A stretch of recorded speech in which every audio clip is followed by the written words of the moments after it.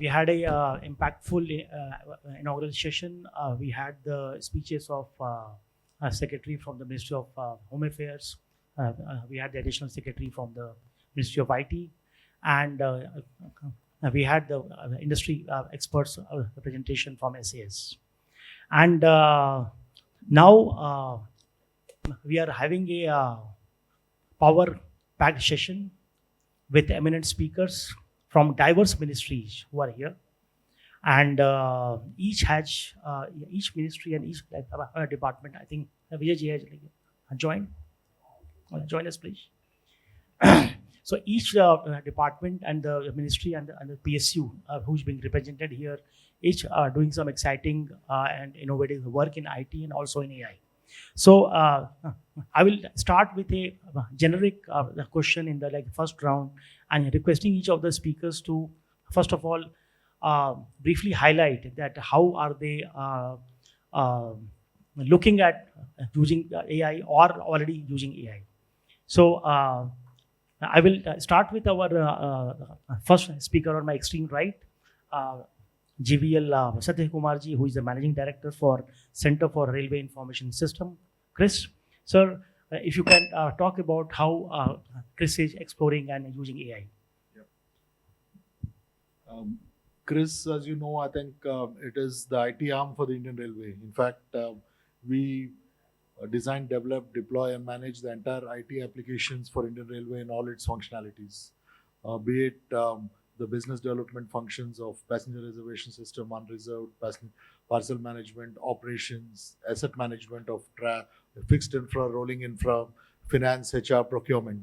And amongst all this gamut, we have been in existence for the last 4 decades. And let me tell you that as we stand today, there is absolutely no function in the railway which is not getting into a database as an activity occurs. So it makes railways one amongst the richest ministries by far in terms of amenable to AI in the new age. And we have leveraged AI in different flavors. AI as has been known is known to exist for a long time, but in the last 4 to 5 years, I think this has really gained momentum because now we have the capability to really see the results in a very fast frame of time. So we deploy them for various applications, right from doing our marketing in terms of GST analysis, or we have the data of the road and the rail movements of the origin destinations. We try to do a clustering model to find out as to what can be done to improve the market share for railways. Similarly, we use it in our operations for route optimization, because based on a lot of historical data, what is the optimal path a train can take given a particular snapshot of the existing trains. It is used in a gamut of applications, and we segregate them into mostly, the normal analytics are descriptive and diagnostic, but the way we use AI is essentially for the predictive, prescriptive, and cognitive. And with all this data acquisition modes changing from the manual into the sensor, I think more and more predictive maintenance is coming into play in the asset management. So there is an absolute gamut in which we have identified use cases, and we are in the process of some of them have already been deployed into production, and some are on the anvil. Fantastic, sir. I think railways are at the cutting edge of using IT, and their usage and deployment of AI is happening already, and glad to have you with us. May I request our speaker from the Ministry of Health and Family Welfare, Government of India, Madhukar Kumar Bhagatji, who is the Joint Secretary, to speak about the potential of AI in the healthcare sector. Thank you. So, thank you, Raviji. At Ministry of Health, let me just explain that we have 3 centers of excellence, where already we are embarked on several researches and several products which have come out as far as AI is concerned in the health sector. And we are engaged in research and development for the past 4 years, with 3 centers of excellence being AIIMS at Delhi, AIIMS at Rishikesh, and PGI Chandigarh. The research is organized and the development of applications, AI applications, is organized with the support of various institutions, be it MIT, be it ICMR, be it Ministry of Higher Education, or for that matter, private-public partnership, like we have the Vadvani Institute of AI, with which we have an MOU. We are also exploring MOUs with various IITs, and the government in the health sector is also embarked on a special venture so that this initiative can be taken forward. Now, just let me give you a few examples. For example, the products that we have developed, clinical diagnosis support system. This is already placed on what we have, the telemedicine system or the eSanjeevani. eSanjeevani itself is the largest telemedicine system of the world with nearly 40 crore consultations, 400 million consultations in the last 4 or 5 years.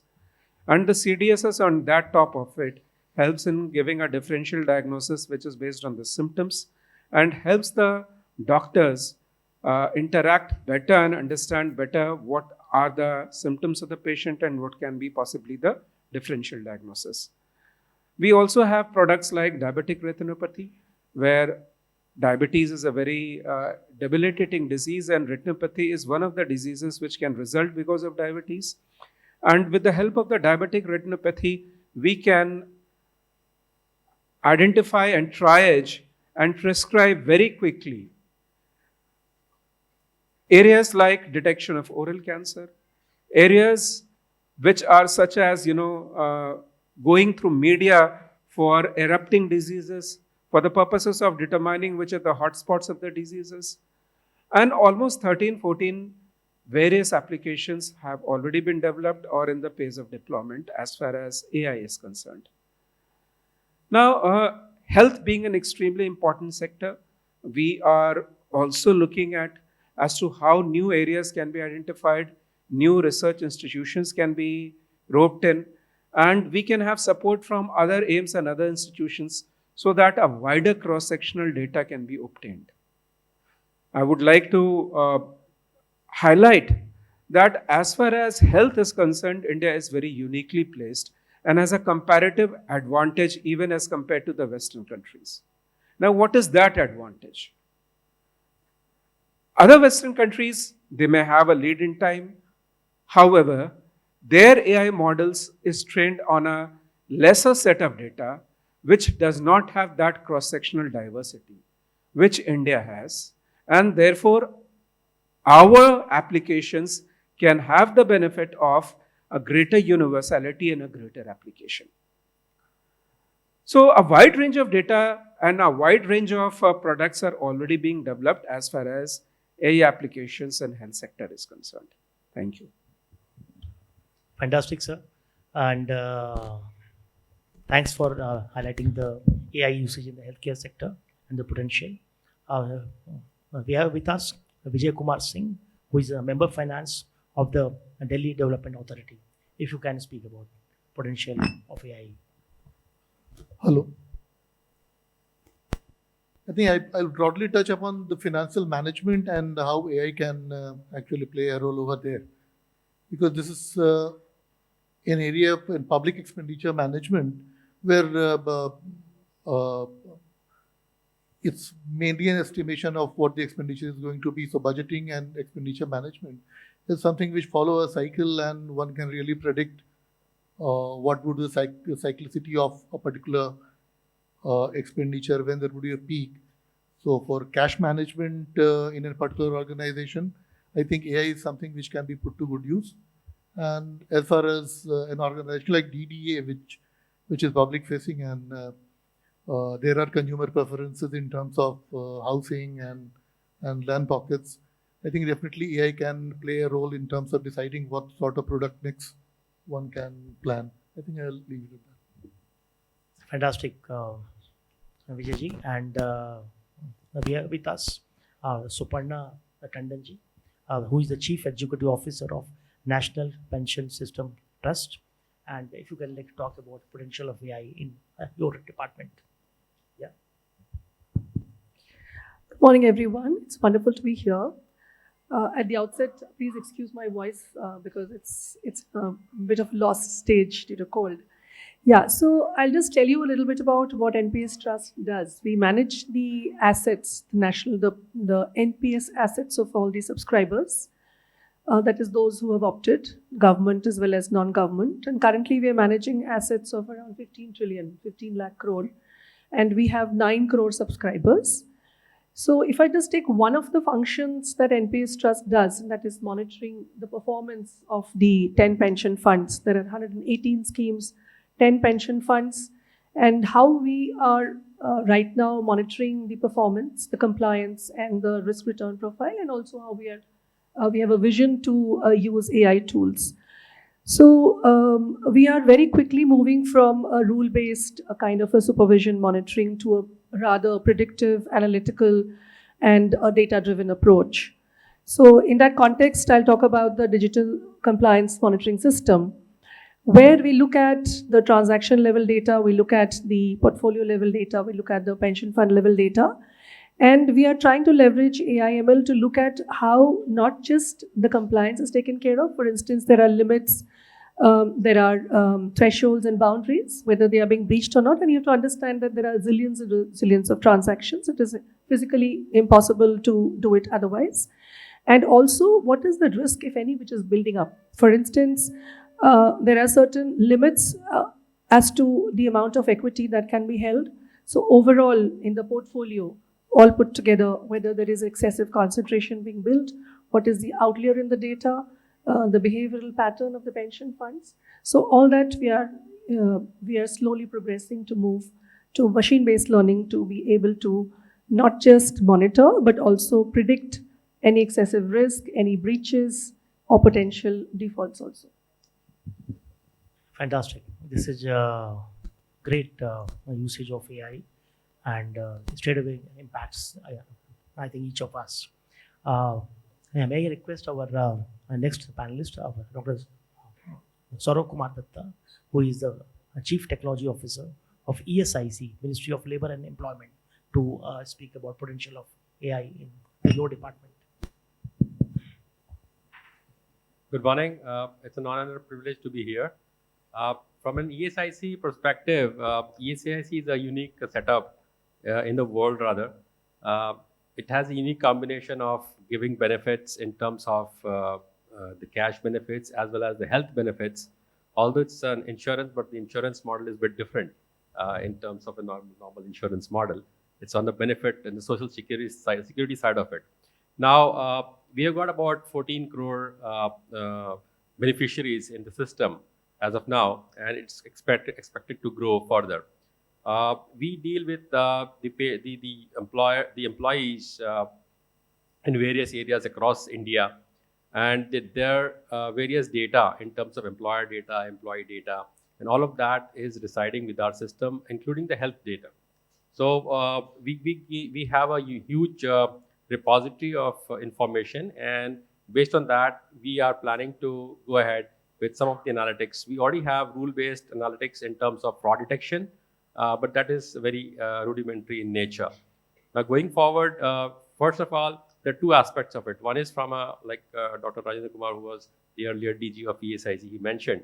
There are two aspects of it. One is that from an employee perspective, what is the personal data which is getting captured in the system, whether it is verified through the unique identity or there is a unique identifier which can verify the data, which can be used across the ministries, for example, the NHA or the other agencies which are using it, EPF or other people who can use the data. So all across the government sector, there has to be some kind of a unique identifier which can leverage this and can help in doing a cross pollination between the various departments.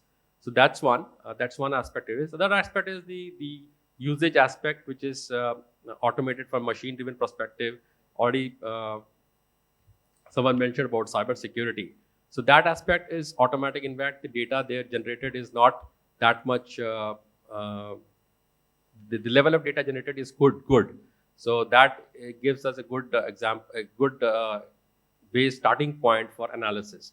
The normal data which is there in the system, which has been there for quite some time, is not up to the level, and that creates the bias. So if you already have a not perfect or bad data in the system, and if you try to impute something on that, on top of that, that will not give you the right result.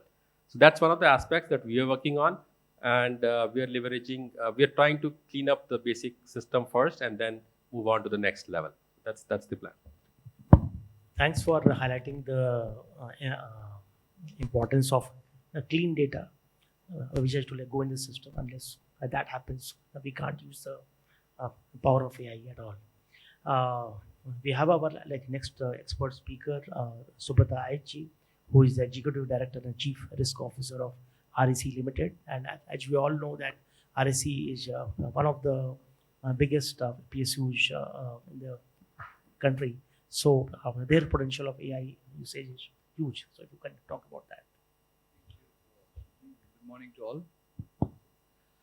Yeah, in respect of REC, as you know, we are government central sector CPS who predominantly in the area of power sector, entire gamut of power infrastructure we are financing, and recently we have been given the mandate for other infrastructure as well.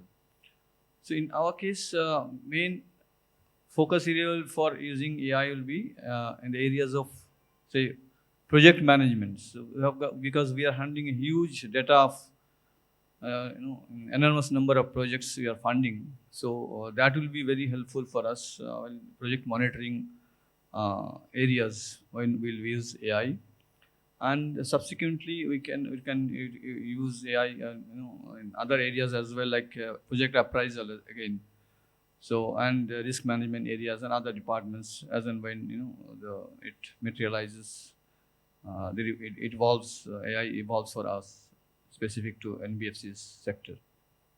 So those areas, like you have got a dual appraisal system. One is entity, and another is project. In case of entity also, we can utilize AI while appraising one entity. In respect, whenever someone is approaching REC for a financing of any projects details, there are two parts. One is entity, and another is project specific. So entity related also, we can gather. There is enormous number of data or information available. So it will definitely help us in giving us the required information or reports for decision making by the management in the shortest possible time by AI in an effective manner. So that way we will be benefiting from AI, use of AI. Thank you. Great. We have our next speaker, who is an industry expert, Mr. Krishna Manda, who is a senior principal consultant, risk and fraud management, SAS. Fraud is a very important subject for us. We work with government organizations across the world, whether it is US, Europe, or Asia Pacific.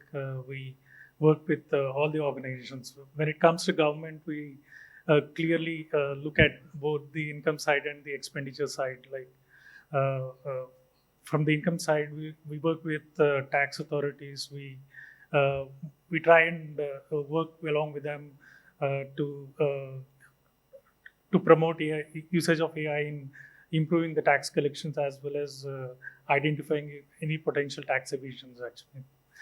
On the expenditure side, I mean, if you look at the government, I mean, they're very heavy on spending on the infrastructure. They are heavy in distributing the social benefits and many other things which are primarily driven for the good cause of the public action. So we look at fraud on the expenditure side, where it is susceptible to fraud, waste, and abuse, and we employ different techniques to identify fraud, improve the detection rates, and reduce the false positive rates, actually, in a way to build in, to save any wastage, as well as improve the efficiency in the overall investigation process. So this is how we contribute. And apart from government, we also work with the large public sector organizations, large infrastructure organizations, large insurers, large regulatory bodies, large investigative agencies. So this is the gambit of what we work, how we collaborate with different teams in the area of fraud and financial crimes.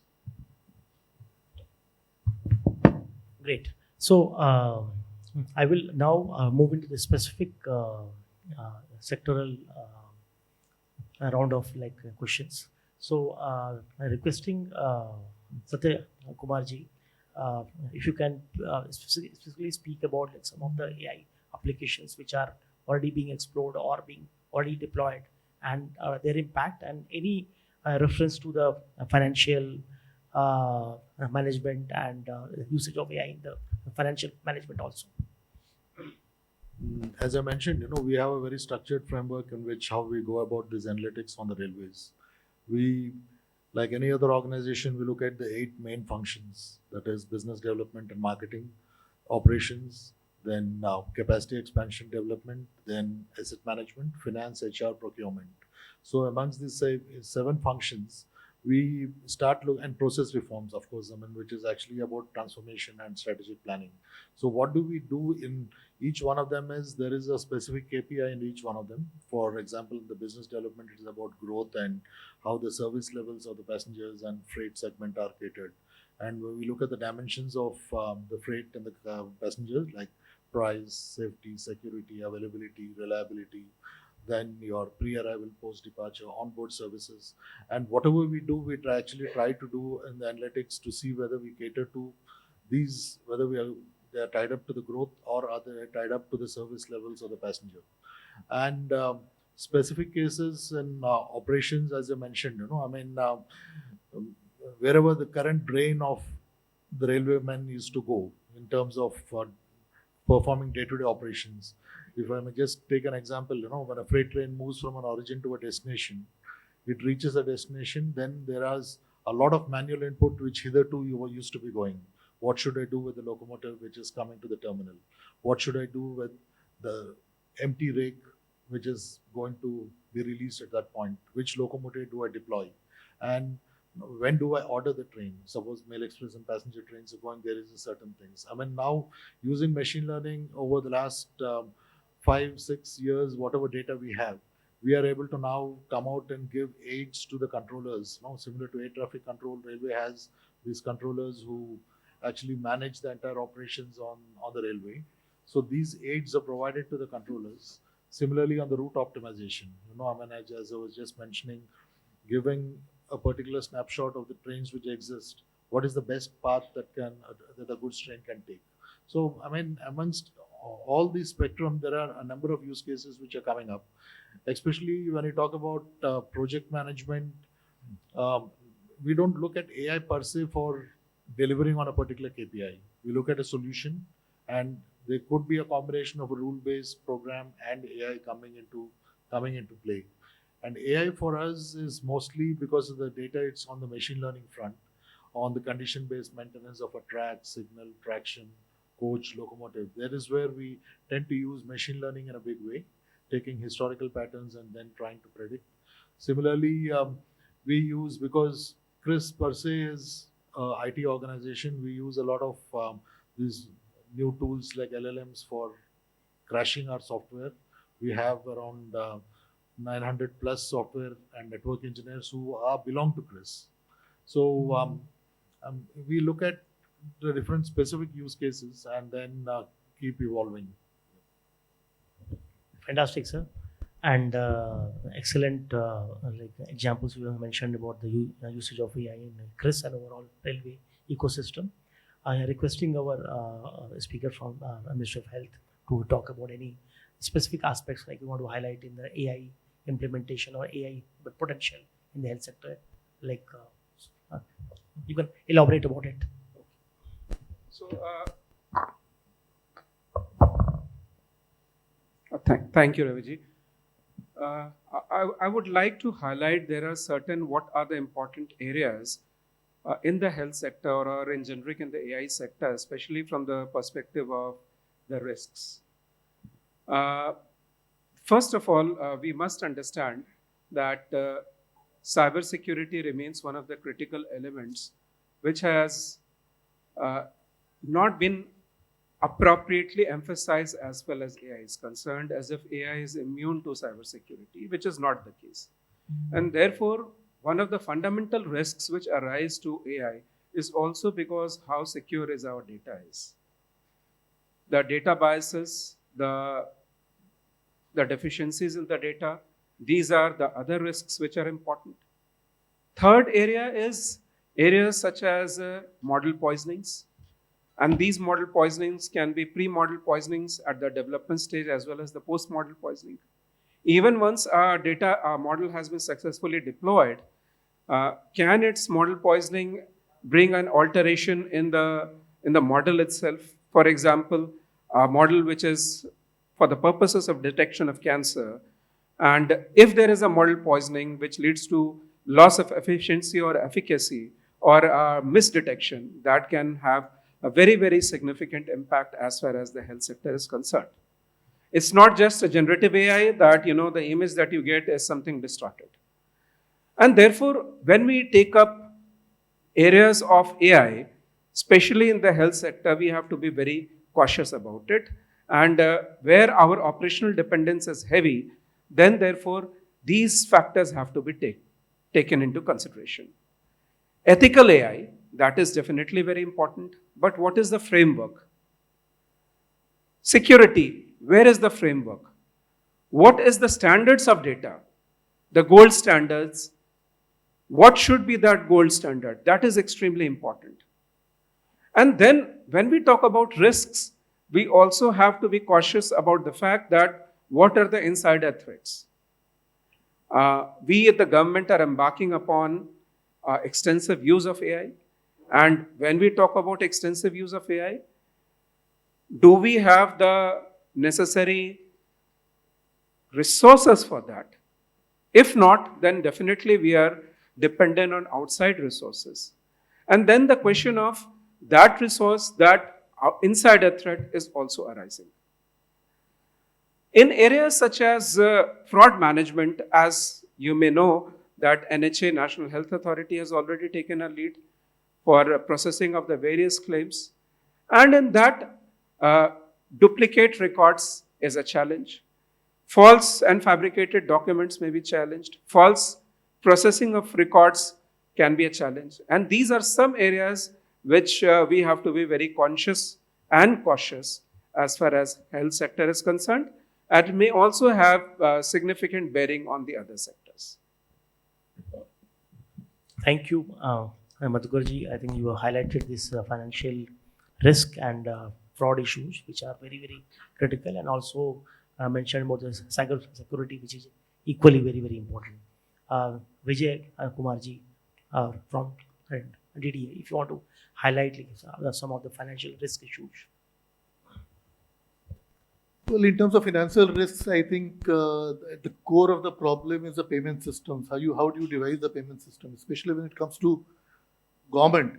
There are crores of payments being made by the government to beneficiaries, various organizations. Similarly, citizens and organizations are making payments to the government, and there is always a risk of fraud in that process. Going back when things were not as digital as they are right now, there would be check frauds. I mean, I have personally seen handling payments that exactly clone checks, and except for the rigorous reconciliation process, it was very difficult to actually find out that the bank had actually made the payment on behalf of the government. So the system reconciliation would only be able to find that out.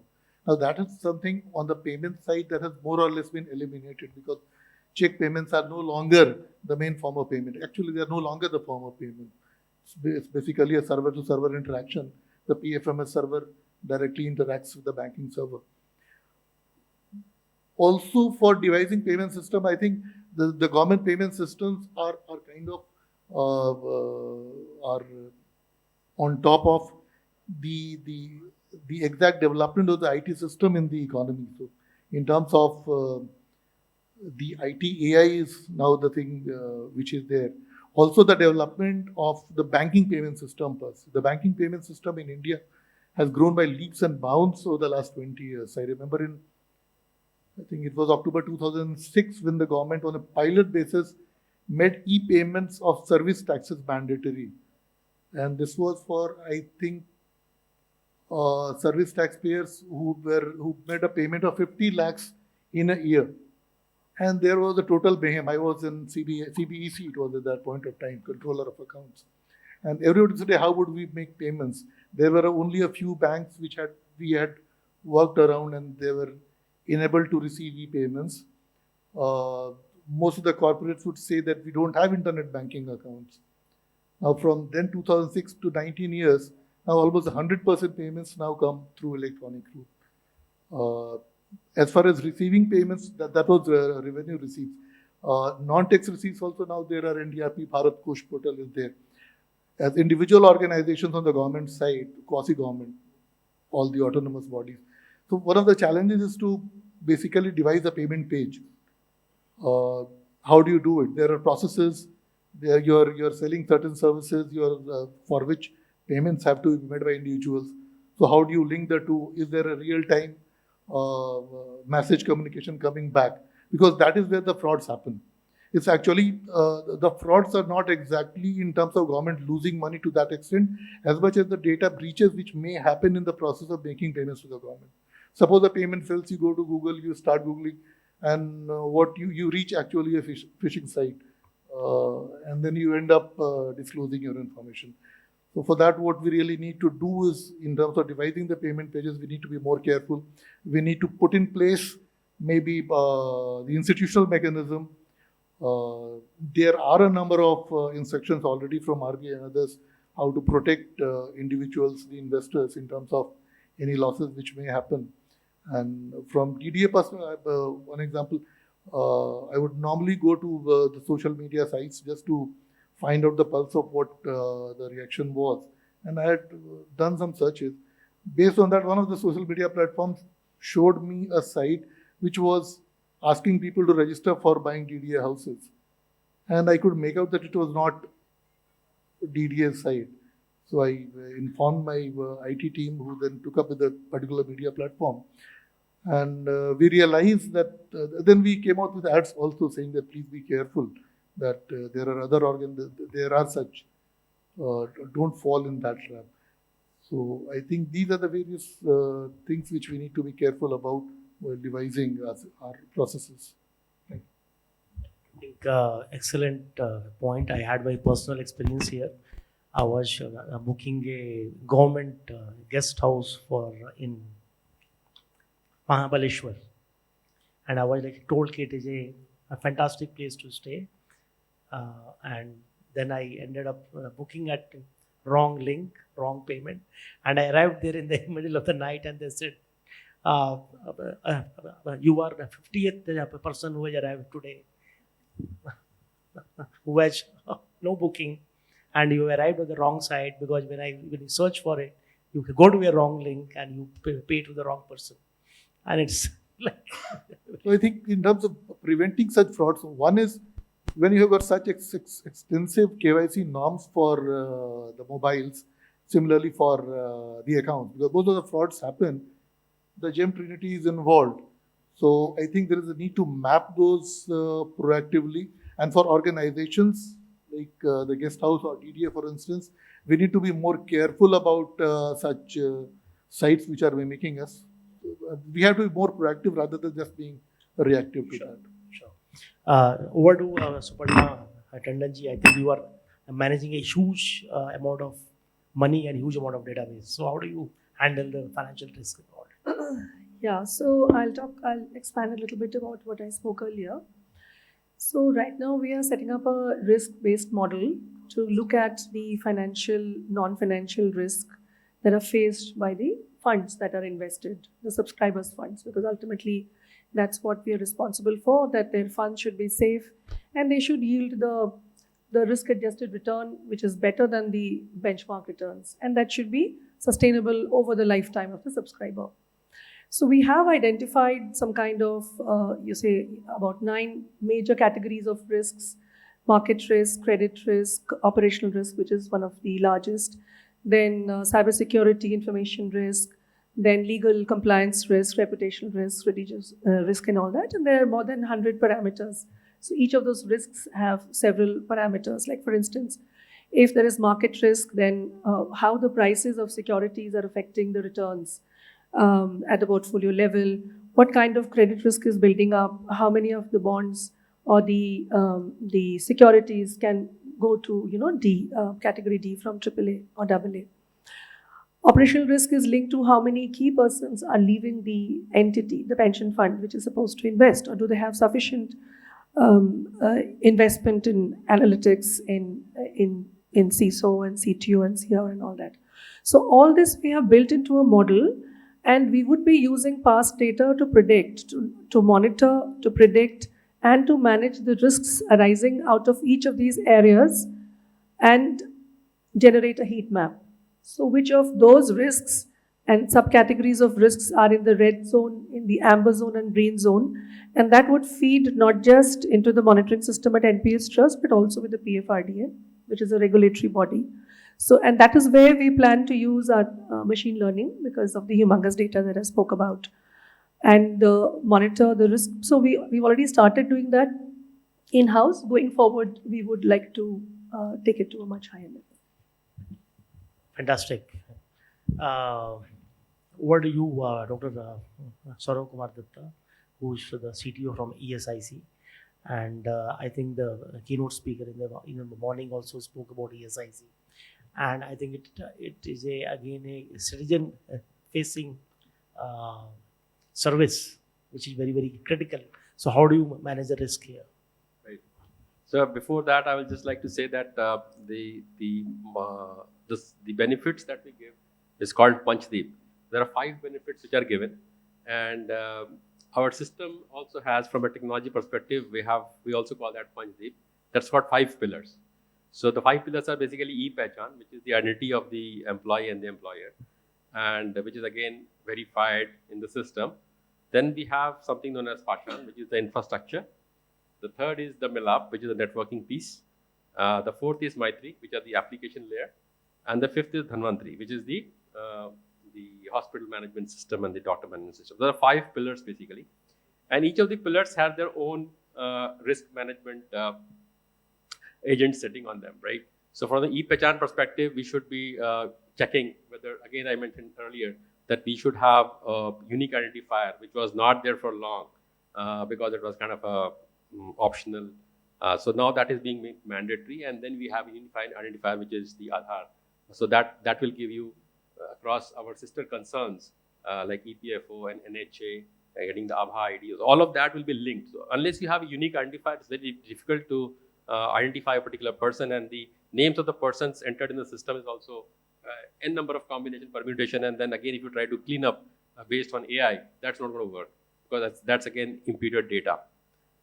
Again, like I mentioned, the data generated by the machines, the system data and the network data.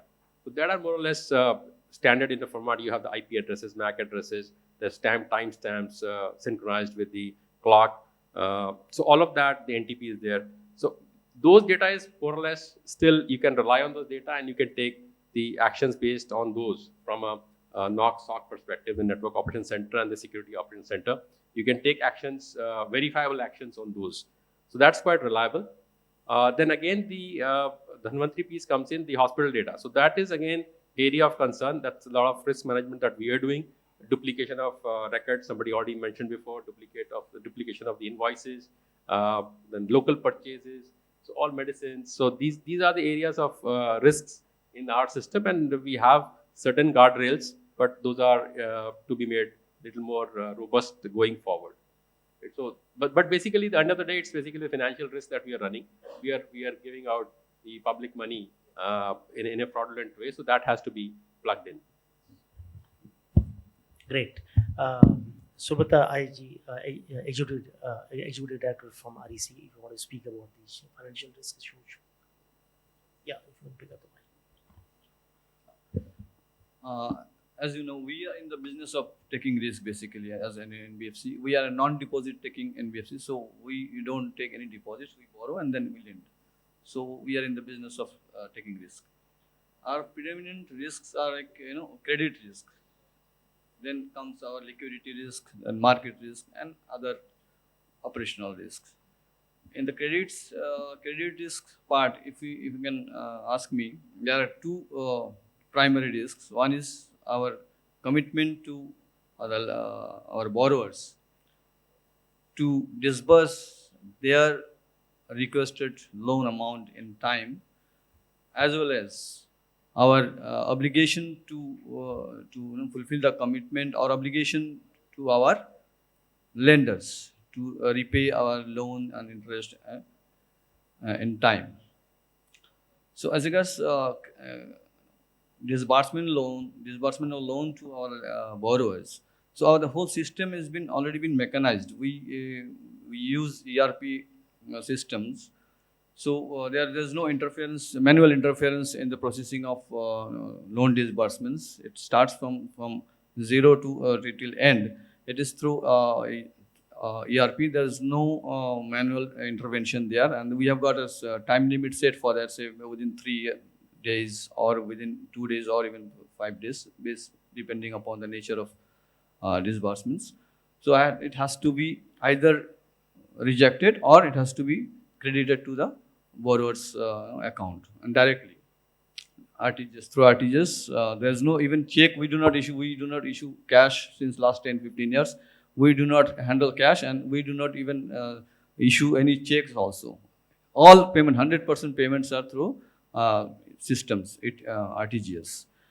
So this is on one side, and the second side also, if you see the other than loan disbursement part also, suppose the vendors or staff payments, even staff payments, we have got a zero tolerance of this manual intervention on this, and we have got a BTS, bill tracking system. As soon as someone has submitted any bill to our system, our office, any office, that has to be entered in that system, and from 0 date it will count from there. So it has to clear within that sanction permitted timeline. So, and that again, final payment again, there's no cash, no check system. Everything goes to direct to the account, whatever it is, an employee or any vendor or borrower. So that way we have curtailed or minimized the risk of any financial frauds or something like that. And secondly, liquidity risks is one of the main and predominant risk for us, because we will have to fulfill both the commitments. One is my customer, that is my borrower, because they expect us to disburse the amount when they require it. If we fail, then our credibility goes down. So it has liquidity. To manage the liquidity is one of the prime importance for us. So for that, we have got separate teams for arranging the liquidity in times from various sources. And secondly is to meet our committed liabilities. So these are the liquidity risks involved in our operations. Then market risks. There are different aspects of market risks, interest rate fluctuations, all those things. Then comes operational risks, as Madam also told. There are different operational related risks as there. We do anything, there's an operation risk involved. Suppose here again, but we need to take that mitigation measures also. So that way, like cyber security, legal, or succession risk in case of HR, compliance risks. We are dealing with all these things as a financial entity.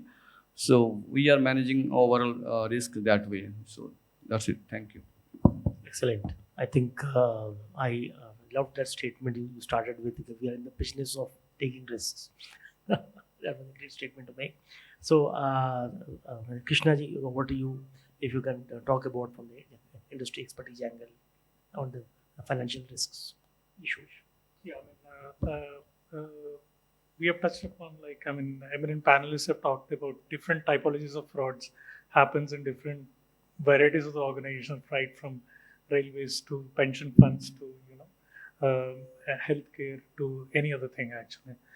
But I just want to talk about how do we handle these frauds actually. So we handle it different levels actually. So we look at transactions, we look at entities, and we look at collusive behavior actually. So if you go from bottom to top, actually the kind of amount of fraud that we deal could be small, but the volume will be high actually. And to manage this range of volume, velocity, and value, we deploy certain techniques, which will yield better results in fraud detection actually. So we look at business rules, we look at anomaly detection, predictive modeling.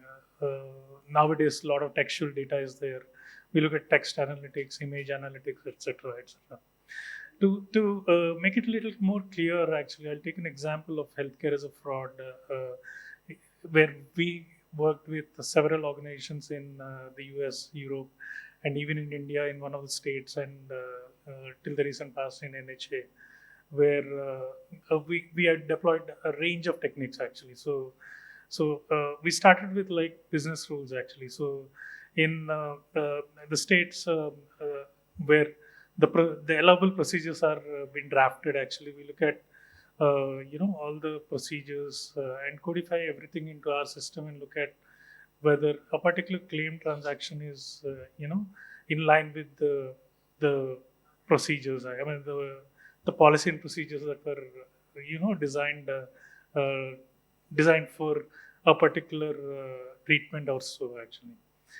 And slowly we realized that the claim transaction level is not yielding much result, but we want to look at much higher than a transaction actually. So we gradually moved at monitoring the providers actually. So the providers could be hospitals, doctors, and in advanced countries it could be pharmacies as well actually. So we don't do pharmacies in India, but as well in the world, we also look at pharmacy, dental claims, etc., etc.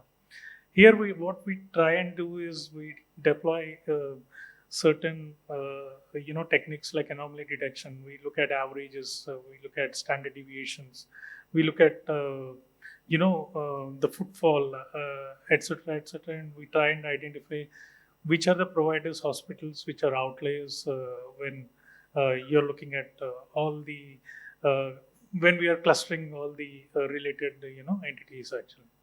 Slowly, as the investigation progresses and the frauds are tagged, the label data is available, and you can use predictive models to actually look at patterns which are not otherwise identified by rules actually. So we try and use several like, let's say there is a repeatable procedure that needs to be done, like for example a dialysis. So a photograph has been used several times repeatedly uh, while while the patient has visited one hospital for one time, but the same documents are used by different hospitals actually. So where the image analytics would actually improve it. And sometimes we fall short of information actually. So where if you don't click the photograph with high resolution camera, you cannot identify lat longs or the time at which the photo was captured, etc., etc. We also give kind of a recommendations as to what are the limitations that we can encounter, etc. Actually, and we also look at collusive behavior actually. So there are a lot of entities in the healthcare fraud actually. So it could be providers, hospitals, the doctors, the patients themselves actually. So the value of the fraud increases as the people summarize. I mean, you cannot have to devise mechanisms as per the typologies of the fraud. The typologies of the fraud are not static; they keep evolving, and the analytics only can uncover the hidden patterns within the fraud actually, and bring in efficiencies as well as improve the detection rates in the overall scheme of the frauds. Like the way I explained the techniques that we use in healthcare, we also use the similar techniques in procurement fraud, in social benefit fraud, and also in the tax evasion actually. Thank you. I think we had some amazing discussion here, and I thank all our panelists for really having very, very in-depth conversation here. Thank you so much.